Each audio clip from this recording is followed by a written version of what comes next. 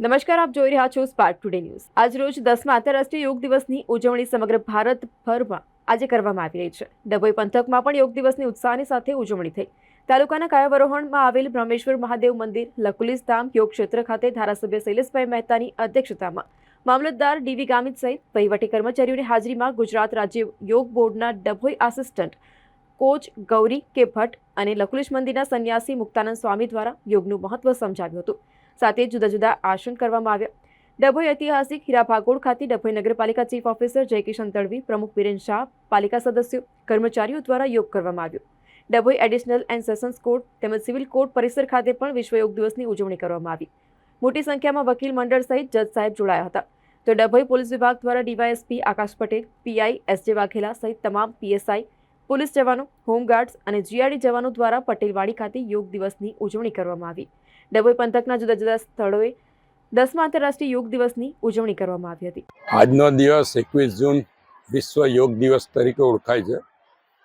સમગ્ર દુનિયામાં આ યોગ દિવસ તરીકે ઓળખાવવામાં આપણા વડાપ્રધાન નરેન્દ્રભાઈ મોદીનો મુખ્ય રોલ રહેલો છે।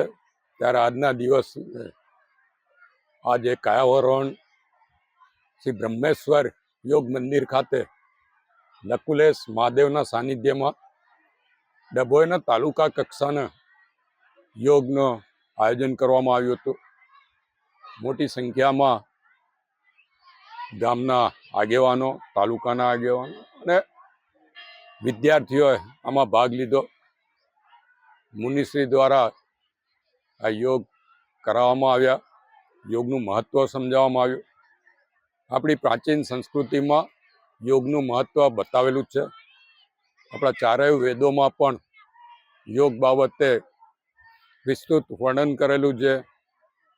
યોગ દ્વારા એકાગ્રતા સાથે જ શરીર અને મનમાં આવતા વિકારોનો નાશ થાય છે। રોજે રોજ આપણી દિનચર્યામાં યોગને વણી લેવું એ આપણા સ્વાસ્થ્ય માટે પણ ખૂબ જરૂરી છે। ત્યારે યોગ દિવસ 21 જૂન પૂરતો મર્યાદિત ના રહેતા 365 દિવસ આપણે યોગનું અધ્યયન કરીએ એ ખૂબ જ જરૂરી છે। અને ગુજરાતમાં યોગ બોર્ડ દ્વારા ઠેર ઠેર યોગ શીખવાડવાનું આયોજન કરવામાં આવી રહ્યું છે। અને એના જ કારણે ગુજરાતમાં સૌથી વધુ યોગ પ્રત્યે જાગૃતિ આવી છે।